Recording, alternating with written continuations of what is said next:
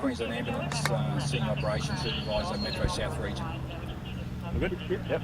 Steve, to start off with, mate, we haven't talked about this at all. What happened today? Yeah, thanks for that.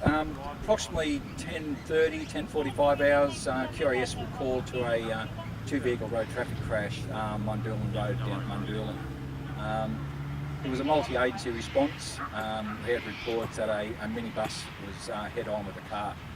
Upon arrival of the first crew, it was identified that a minibus carrying approximately 20 persons on board had actually crashed head-on to another vehicle, the single driver of that vehicle.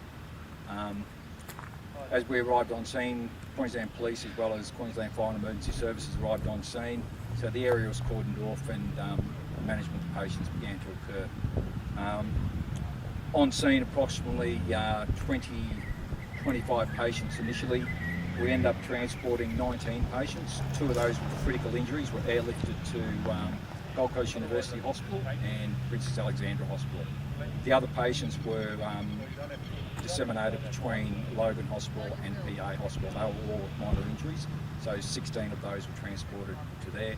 We had 1 patient with query minor chest injury that was also transported to PA. And we also had 1 child that was transported, 13-year-old I believe, was transported to Logan just for further assessment. You had two patients with critical injuries, I understand, the drivers of each vehicle. Were you surprised that you didn't have fatalities when you turned up? Oh, absolutely. Just from the intrusion into the bus and to the small passenger vehicle where the single female patient was, how they avoided fatality, beggars belief. I know it's early stages. Have you been able to rule out anything as to what didn't cause the accident, I guess?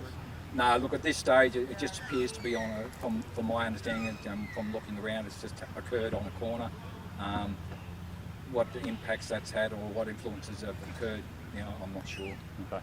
In terms of those patients, you had the little kids, the little 13-year-old boy, but I understand they were coming back from a ballooning trip, so pretty tragic end to what would have been a spectacular morning, I guess. Yeah, absolutely. And there was no, everybody seemed in good spirits. There was no alcohol that we could find anywhere, or smell in the air or anything. They'd been up in a balloon ride, whether it was down the coast or up here, I'm not completely sure. They were all in good spirits, all different age groups. There were some young people there, 18, 19, 20, up to probably people in their 60s. And luckily they all sustained minor injuries. In terms of the accident thing now, obviously the forensic crash units will go through. Just take us through that. Where do we go in terms of the investigation? From my understanding now is the police have taken everybody that attended the scene, they've taken all their details. They'll review our paperwork that we complete on the patients. They'll talk to the patients themselves. They're obviously forensic crash unit come out and they do all their crime scene investigation or forensic investigation of what actually contributed to the incident.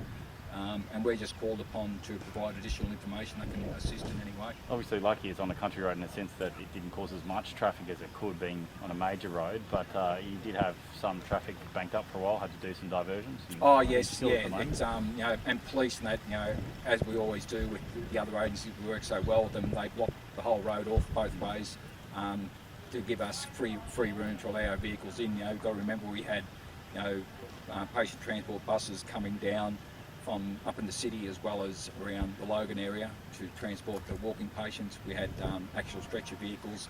At some stage there we had like 7 or 8 vehicles on scene, as well as intensive care, high acuity response units, plus the 2 helicopters. So we needed the space to work, plus the fire trucks on scene. They did space to help us release the patient that was in traffic. Certainly one of the larger accidents I've seen.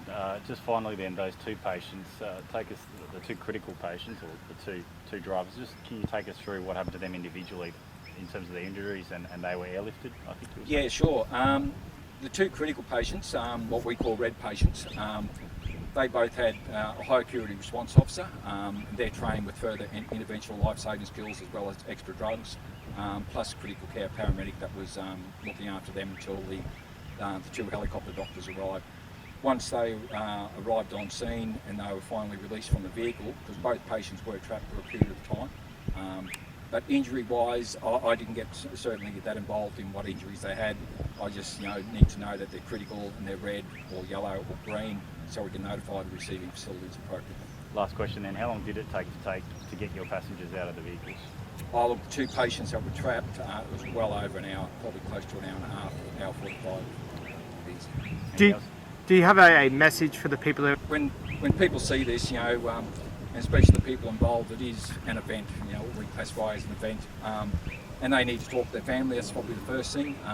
But there's certainly help around. They can talk to the hospital. Everybody that goes to the hospital, you know, they're offered, you know, services. You know, they talk to their GPs. You know, there's patients there that said no, they'll go and see their GP, and they just bring it up to their GPs. But there's Lifeline, and we always recommend, you know, if they talk to somebody or give somebody a call.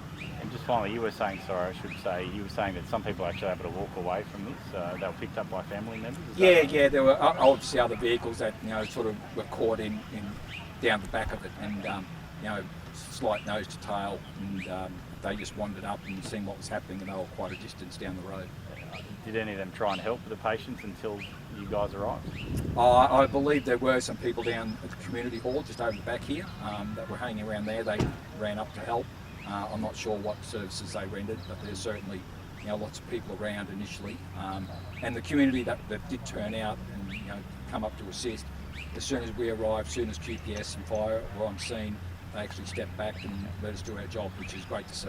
And sorry, what I was getting at, did you say some of the people on the bus were able to step to literally walk away? And oh, absolutely, yeah. You know, there was you know, several that I'd seen. They've been sitting here waiting, you know, to be transported and that, and they said, look, you know, we're not injured. We're just, you know, just a bit of a shock. We need to go to hospital, and we gave them the option. We assessed them. All their numbers and all that were good. We were quite happy that they were with friends, they were being supervised, and we've given them alternative pathways if they need it. Obviously, being a minibus, most of them wear seatbelts. How lucky was it that they were doing that? And oh, look, I think if you look at the impact and the glass that's been shattered, you know, across the front, it's the old, you know, rhetoric, you know, seatbelt saves lives. You know, it's you know, you get thrown around the bus, you know, it's they work. yeah. Perfect. Thanks very much. Thanks very much. Appreciate it.